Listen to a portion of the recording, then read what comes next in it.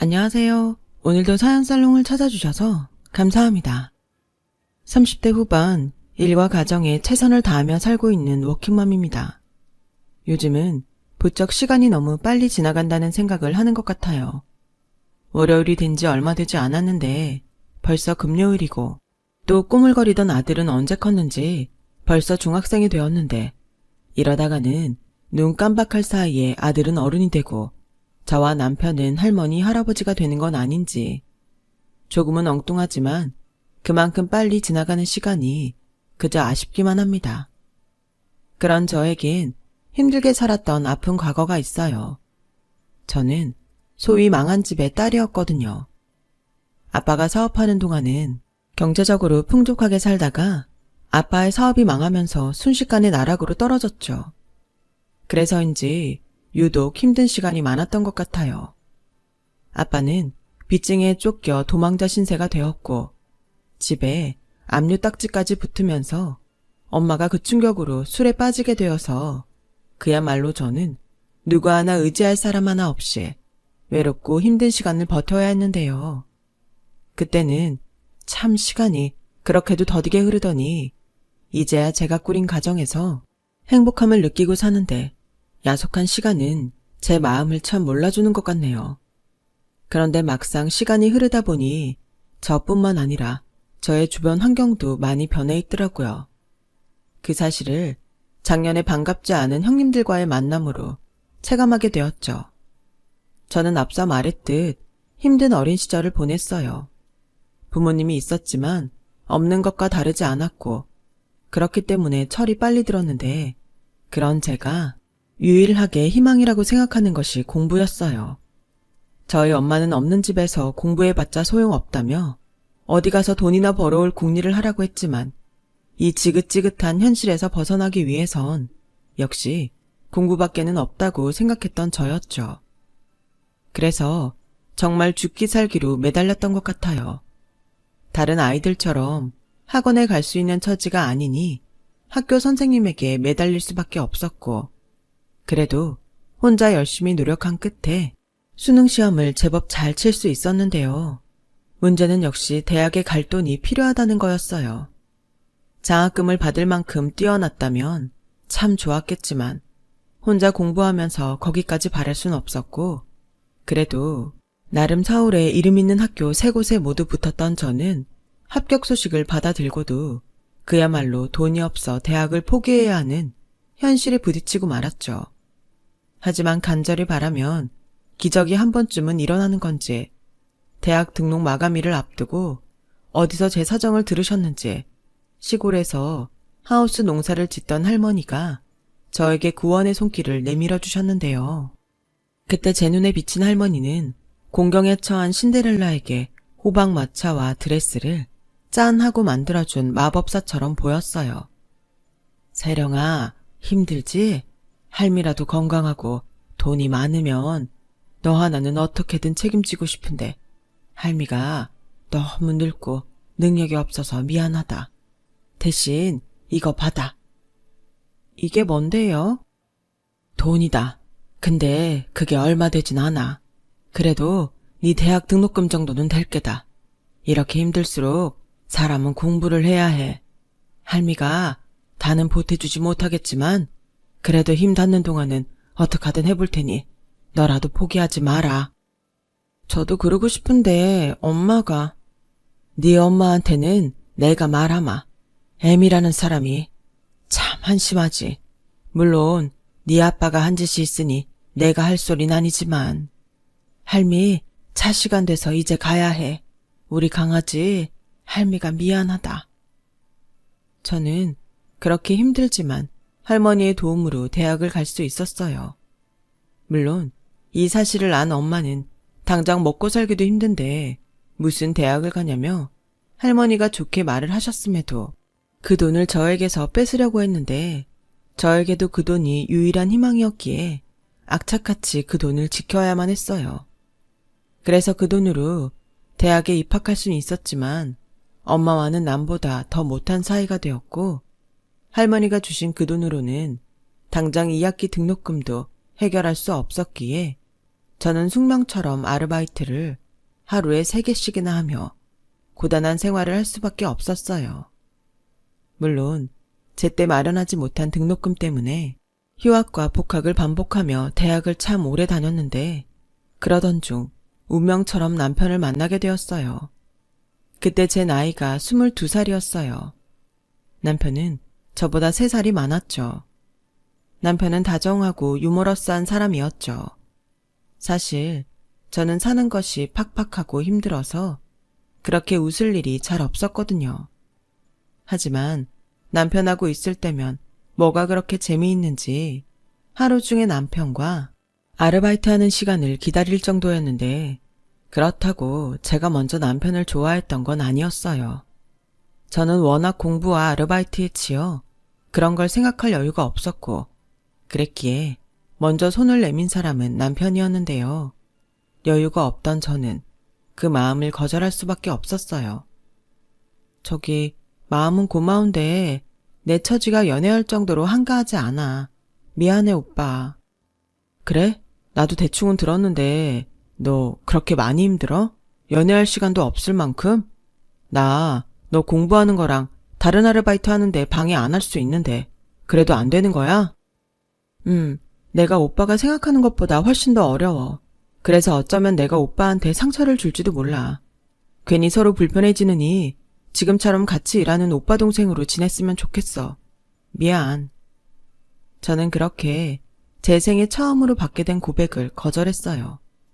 그러다 무슨 타이밍의 장난인지 그 뒤로 얼마 되지 않아 우연히 남편에게도 어릴 때부터 이어진 상처가 있다는 걸 알게 됐고 그 뒤부터는 이상하게도 남편에게 자꾸만 마음이 쓰이더군요.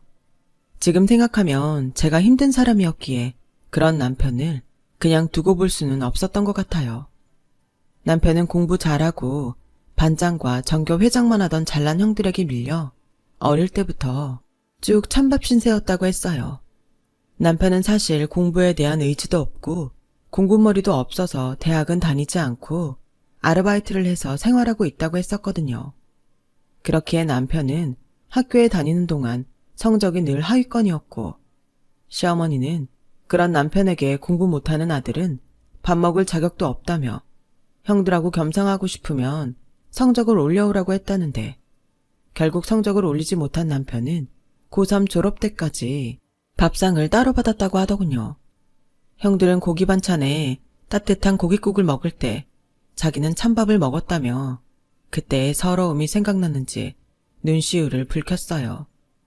저 역시도 어린 남편이 가여워 똑같이 눈시울을 붉혔고요.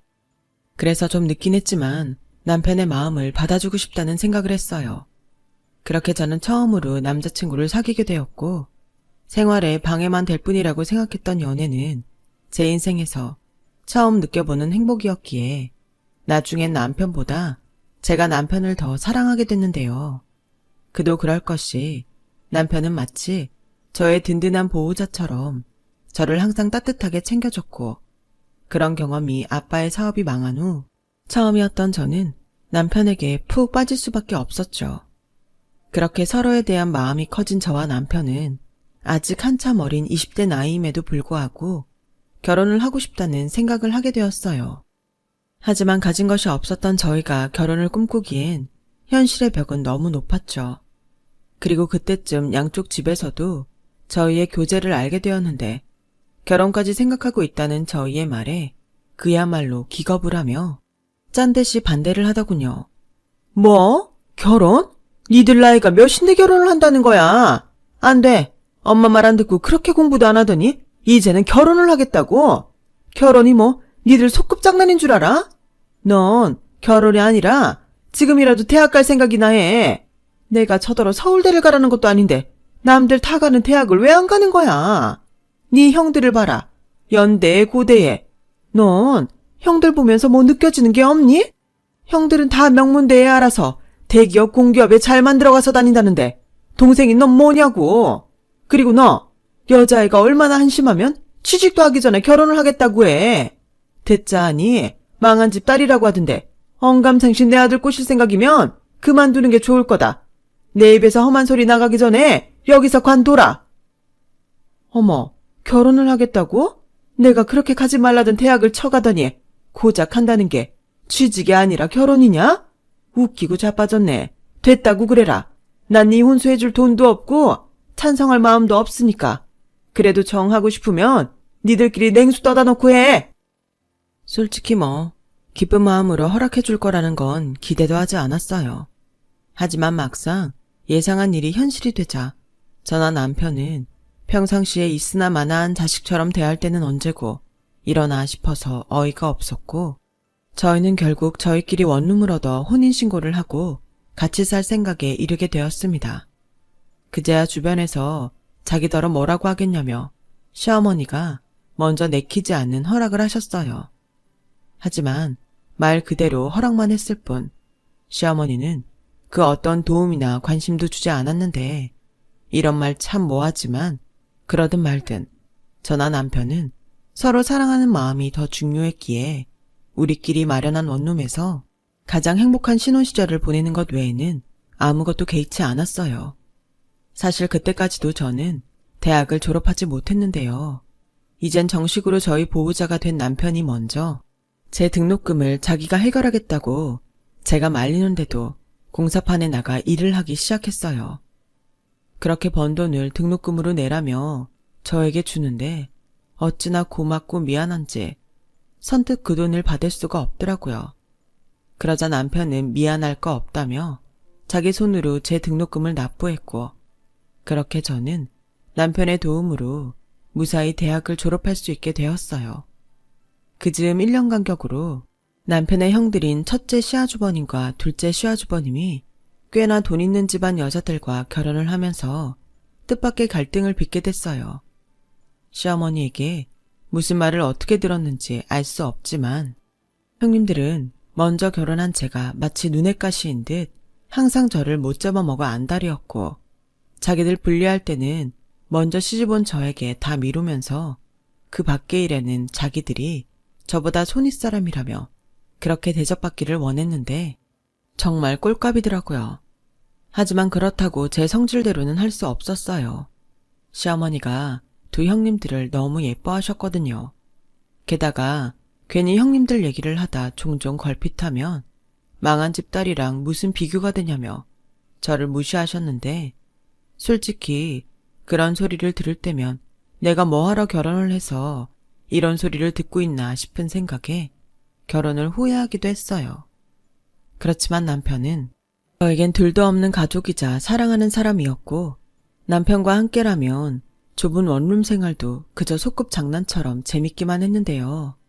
아주버님들이 모두 결혼을 한 후에 생겨난 시댁 행사에 저는 점점 지쳐가고 있었어요. 그 새로 생겨난 행사는 한 달에 한 번씩 시댁에 모여 식구들이 모두 식사를 하고 친목을 다지자는 것이었는데, 말이 좋아 친목을 다지는 거지 누가 더 잘났는지 자랑하는 그런 자리였어요. 그렇기 때문에 저는 그 한 달에 한 번이 참 싫었는데, 그도 그럴 것이 그날만 되면 결국 상처받는 사람은 저였어요. 저는 두 형님에 비하면 가진 것도 없고 내세울 것도 없는 사람이었으니까요. 그러던 중 그날은 형님이 같은 아파트 청약을 신청했다며 한껏 들떠있던 날이었고, 첫째 형님이 먼저 저에게 비아냥거리며 시비를 걸었는데요. 막내 동서는 언제까지 원룸에 살 작정이야? 청약은 넣고 있어? 어머님한테 들으니 둘이 맞벌이해도 수입이 그다지 많지 않다며. 형님네들이랑 비교하면 뭐 그렇게 보일 수는 있지만 저희는 만족하고 살아요. 저희도 꾸준히 임대아파트 청약 넣고 있고, 아직 오빠도 저도 20대니까 좀 고생해도 추억이다 싶고요. 추억? 무슨 추억할 게 없어서 고생을 추억해? 아우 구질구질해. 형님, 그나저나 우리 이번에 청약 신청한 아파트 경쟁률이 세서 어떡해요? 설마 우리 중에 한 집만 되면 어떡하나? 저는 벌써 마음이 조마조마해요. 발표가 언제였죠? 이번 달 안에 발표 난다고 하던데, 전에 없던 최고급 아파트 단지라 경쟁률이 엄청나나 봐. 사람들 돈 없어서 집 못 산다고 하더니 다 거짓말이야. 그래도 뭐 동서나 나는 되기만 하면 걱정 없지. 안 그래? 맞아요, 형님. 아, 형님이랑 나란히 당첨되면 좋겠다. 막내 동서도 좀 분발해. 하긴 그 벌이로는 신청 조건도 안 되긴 하겠다. 이래서 남자들 능력이 중요하다는 거야. 뭐 도련님 흉보는 건 아니지만 동서도 참 안 됐다. 안 되긴 뭐가 안 돼. 다 지들한테 맞는 짝이 있는 거지. 그 얘기는 이제 그만하자 동서. 내일 점심때 우리 집으로 넘어와. 우리 남편이 출장 갔다가 사온 과자들이 있는데 우리 그거 먹으면서 남은 얘기는 마저 하자고. 괜히 상관없는 사람 앞에서 뭐하러 얘기를 해. 듣고 보니 그러네요. 역시 형님은 현명하세요. 웃기죠? 이미 실컷 떠들어 놓고 이제 와서 사람 생각해주는 것처럼 사람 깔보고.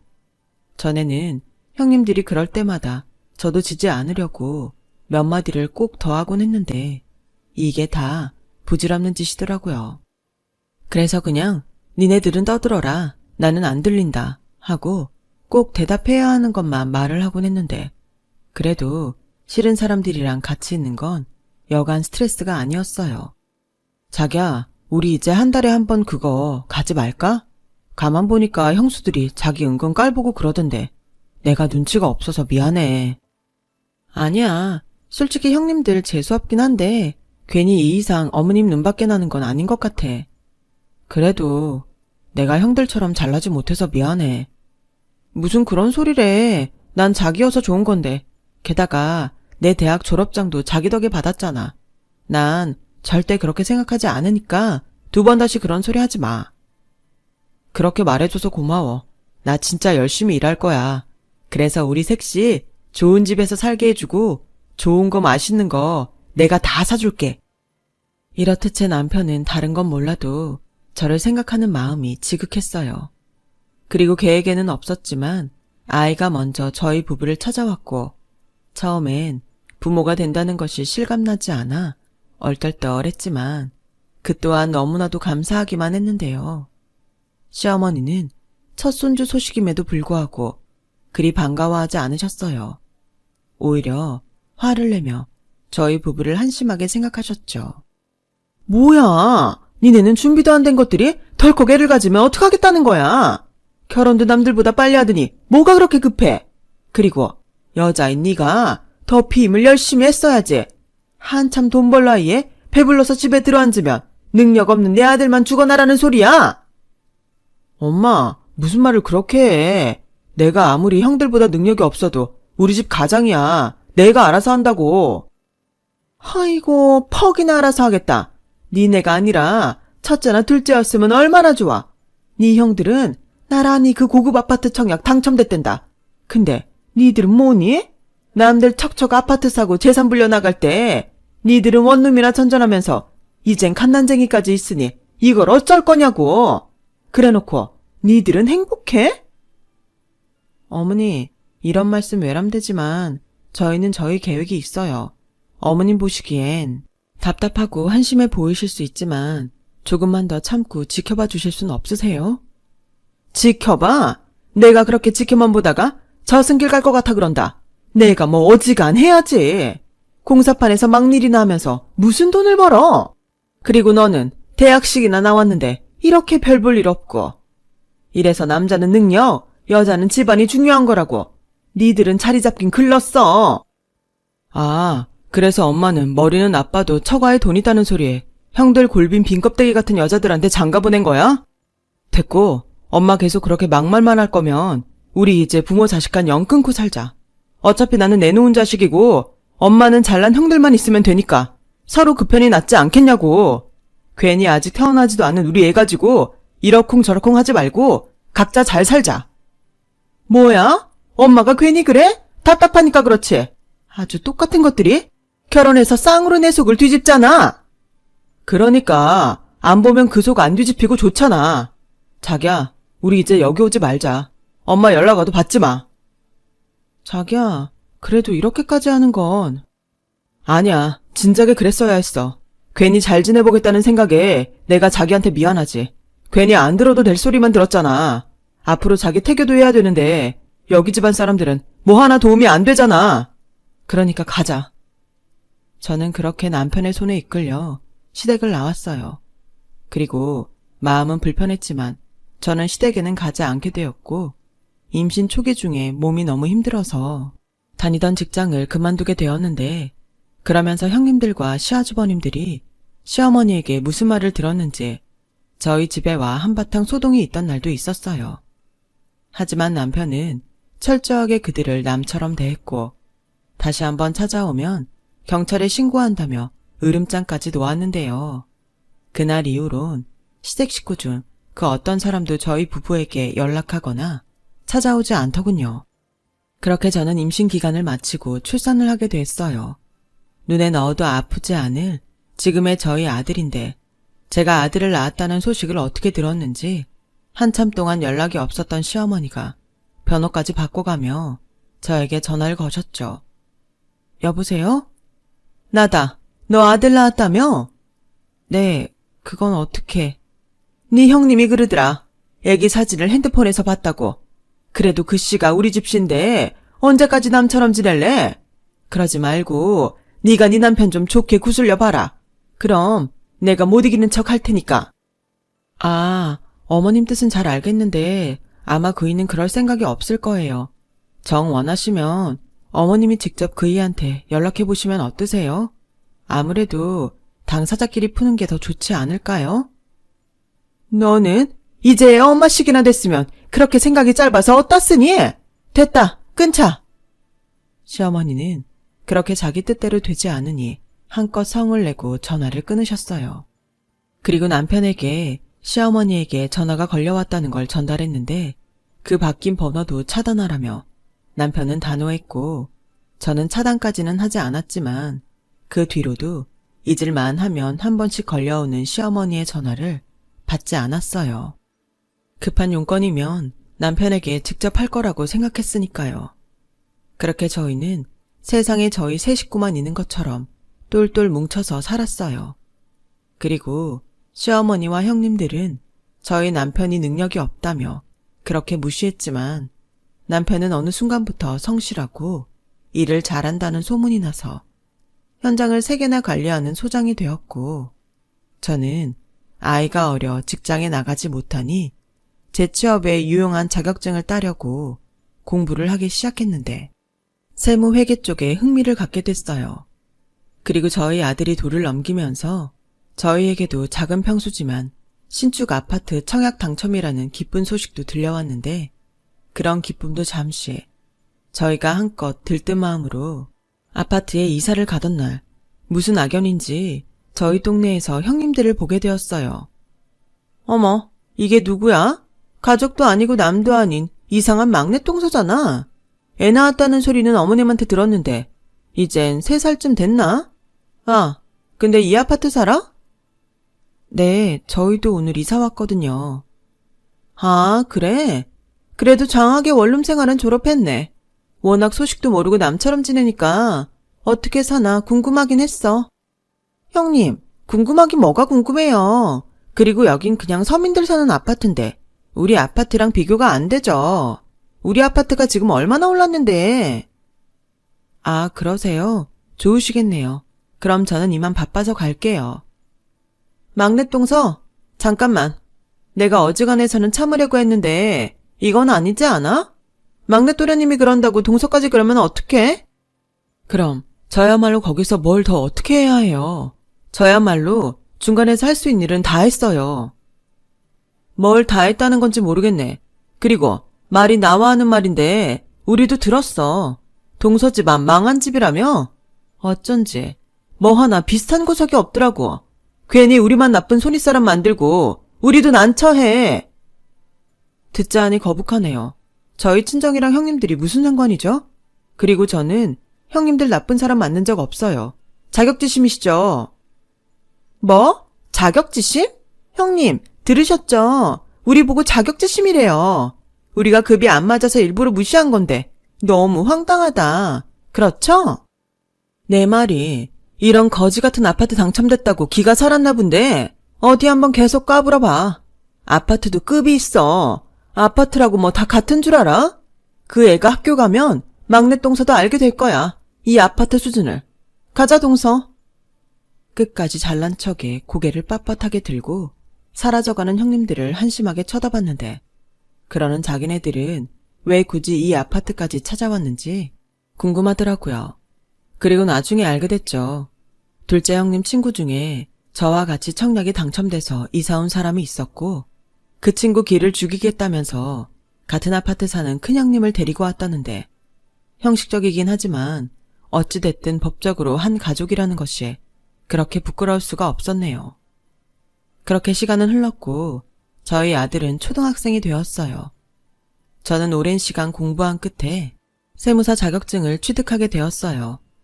그래서 세무법인에 취업을 해 새로운 일을 배워가고 있었는데 그 즈음부터는 무슨 바람인지 시어머니가 반찬이나 아이 선물 등을 사서 무작정 저희 집으로 오시더라고요. 저보다 남편이 더욱 매몰차게 시어머니를 거부했어요. 아니, 이 집은 어떻게 알고 찾아왔어? 그리고 엄마랑 우리 영 끊고 살기로 하지 않았나? 네 형수들이 알려줘서 한번 와봤다. 그래도 손자가 사는 집인데 어떤지는 내 눈으로 봐야 할 거 아냐? 언제는 반갑지도 않은 손주라고 뭐라고 하더니 왜 이제 와서 그래? 할 말 있으면 빨리 하고 가세요. 저희 오늘 외식하려던 참이었으니까. 아니, 너는 그래도 내가 명색이 네 엄마고 손자 할머니인데 이렇게 문전막대해도 되는 거야? 그러지 말고 이왕 여기까지 왔으니 내 손자 좀 한번 안아보자. 내 손자? 아니, 엄마는 어디서 그런 뻔뻔함이 나오는 거야? 왜? 엄마가 이뻐 죽는 형들은 애 안 낳는데? 그게 첫째네는 뭐가 문제인지 애가 안 생기고 둘째네는 뭐? 딩크? 덩크? 아무튼 애 없이 지들만 살겠대. 그래서 이제 와서 우리 애가 예뻐 보인다는 거지? 됐다 그래. 비켜요. 우리 나갈 거라니까. 자기야, 예준이 데리고 먼저 나가. 저는 거실에서 참 난처했어요. 아들 아이도 눈만 동그랗게 뜨고 모르는 할머니의 등장에 잔뜩 긴장하고 있었는데 남편이 부른다고 냉큼 나가기도 그렇고 남편을 말릴 수도 없겠더라고요. 결국 이상한 분위기 속에 시어머니가 먼저 집에 한번 오라는 말만 하고는 자리를 털고 나가셨는데 한번 굳게 닫힌 마음의 문은 어지간해서는 열리지 않았죠. 결국 다시 시어머니와는 멀어진 상태로 지내게 됐었고 비슷한 시기에 결국 친정엄마도 술을 끊지 못해 알코올성 치매가 찾아왔어요. 그리고 다행히도 제가 아닌 삼촌들 손에 시설로 가게 됐는데 저 역시도 시설로 가는 엄마 얼굴을 보러 가지 않았네요. 어차피 좋은 기억 하나 없는데 그 모습을 보고 오면 제가 많이 힘들 것 같았거든요. 그렇다 보니 저도 남편도 그냥 우리는 우리밖에 없다는 생각으로 서로에게 잘하려고 애를 쓰며 살았어요. 그렇기 때문에 큰 부부싸움 한 번 없이 저희 부부는 잘 살 수 있었어요. 서로 벌이가 늘어나다 보니 어느덧 저희는 형님들이 노래를 부르던 고급 아파트 단지에도 들어갈 수 있게 되었고요. 그렇게 원룸 월세 산다며 무시를 당했는데 참 기분이 묘하더라고요. 꼭 비싼 아파트에 들어와서 기쁘다기보다 누구 도움 하나 없이 저희끼리 노력한 끝에 여기까지 왔다는 그 기쁨이 그 어떤 로또보다 기뻤는데요. 그렇게 한 가지 목표를 달성하고 보니 저는 또 한 가지 욕심이 나기 시작했어요. 바로 제 이름을 건 사무실을 내는 것이었죠. 그리고 남편의 열렬한 지지로 마침내 저는 사무실을 개업할 수 있었고 처음엔 조금 어렵기도 했지만 열심히 최선을 다해 일하다 보니 꾸준히 고객이 늘어가기 시작했어요. 그때 또 한 번 깨달았어요. 노력한 시간은 절대 배신하지 않는다는 걸요. 그렇게 저는 항상 감사한 마음으로 일을 했어요. 그렇게 사무실을 운영한 지 5년이 넘어갔죠. 작은 규모로 시작한 저의 사무실은 확장에 확장을 거듭해 나름 규모가 생기게 되었는데 그러면서 직원도 꽤 채용하게 되었고요. 그리고 할 수 있는 최대한의 노력으로 일도 가정도 소홀하지 않으려 부단히 노력했는데 고맙게도 아들과 남편은 이런 제 마음을 충분히 알아줬고 직원들도 저를 믿고 잘 따라왔는데요. 한 번은 그런 직원들이 너무 고마워 점심 회식을 하고 사무실에 돌아왔더니 황당하게도 제 사무실 앞에서 예전과는 사뭇 다른 모습의 형님들을 또 보게 되었어요. 저뿐만 아니라 형님들도 마치 귀신을 본 듯 저를 보고 놀랐는데 그래도 자존심은 있다고 다시 표정을 가다듬더니 이렇게 말하더군요. 막내 동서? 여기서 일해? 네, 저 여기서 일해요. 막내 동서는 재주가 참 좋아. 이 일했다가 저 일했다가. 그래도 뭐 본 것 중에 지금이 제일 낫다. 지금은 옷도 그럴싸하게 갖춰 입고 있잖아. 저 바쁜데 저희 사무실에 용건 있으세요? 용건 없으시면 저는 이만 들어가 볼게요. 어머 웃겨? 당연히 용건이 있으니까 여기까지 왔지.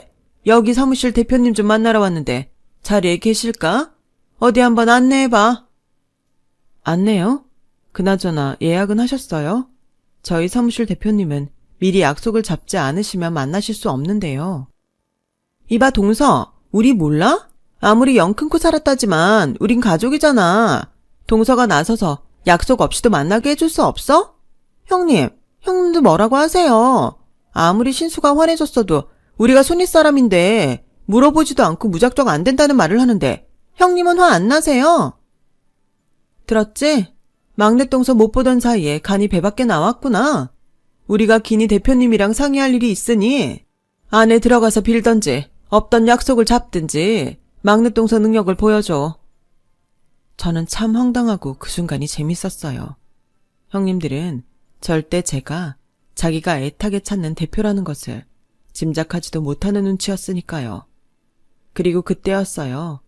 곧이어 도착한 저희 직원이 저와 형님들이 사무실 앞에서 실랑이를 하자 뛰어왔고 무슨 일이냐며 묻기 시작했는데요.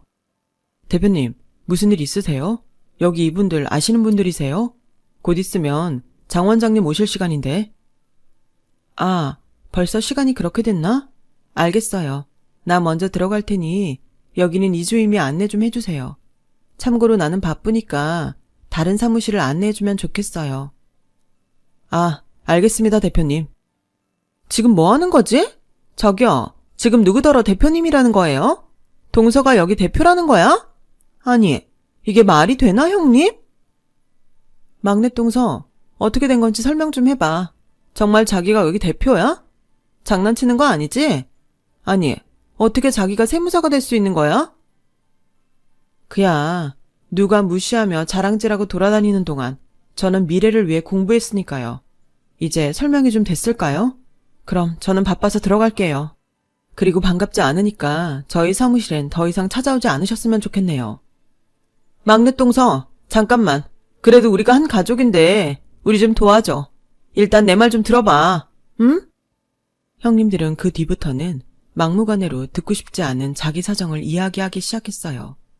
뭐 대충 감은 왔는데 역시나 그렇게 돈 자랑은 하고 다니면서 세금을 오랜 시간 체납하고 있었더라고요. 그리고 무슨 투자 사업에 눈이 멀어 시아주버님은 잘 다니던 대기업과 공기업을 각각 때려치고 사업에 뛰어들었는데 형님들은 어떻게 하면 세금을 내지 않고 걸리지 않는 방법이 있는지 알고 싶어 했어요. 당연히 그건 불법이고 오랜 시간 세금 체납이 이루어졌다면 국세청에서 전부 파악을 하고 있을 것이 분명한데 자기들이 빼돌린 재산이 드러나 고스란히 세금으로 뺏길까 전전긍긍하는 거 있죠. 형님들은 각각 빼돌린 재산을 가지고 이혼할 생각처럼 보였어요. 막내 동서도 여자잖아. 아니 멀쩡히 잘 다니던 직장 그만두고 망하게 생겼는데 당연히 건질 수 있는 거는 따로 챙기는 게 맞지 않아? 난 능력 없는 남자랑은 죽어도 못 살아. 근데 세금은 빼박이래. 재산 분할도 안 된다고 하더라고. 동서, 이번에 우리 좀 도와주면 형님이랑 내가 동서 몫으로 좀 챙겨줄게. 우리도 새 출발하려면 돈이 필요하잖아. 그동안 내가 동서 무시한 거 이렇게 사과할게. 응? 우리 좀 살려줘.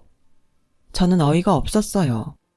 그렇게 자기들 남편 능력 좋다고 자랑질하더니 내라는 세금은 내지 않고 이제는 남편이 능력이 없어 이혼할 건데 세금으로 재산을 뺏길 것 같으니 그걸 저더러 도와달라는 꼴이 그저 한심해 보였어요. 그리고요, 자기네들도 무슨 주식을 한다며 사금융에 손을 댄 것 같은데 아무튼 복잡해도 너무 복잡해 보였어요.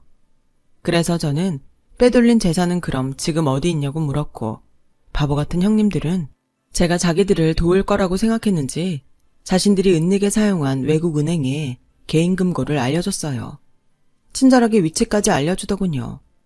저는 형님들이 말하는 금고의 위치를 냉큼 수첩에 받아 적었어요.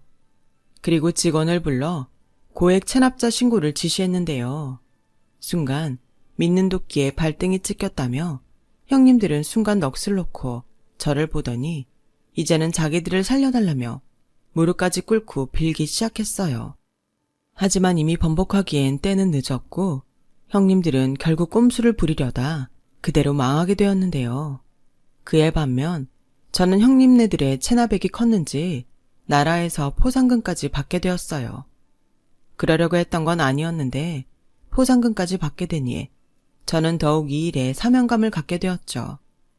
형님들 집안이 세금 폭탄을 맞으면서 시댁까지도 그 여파가 미쳐 함께 나락으로 떨어지고 말았어요.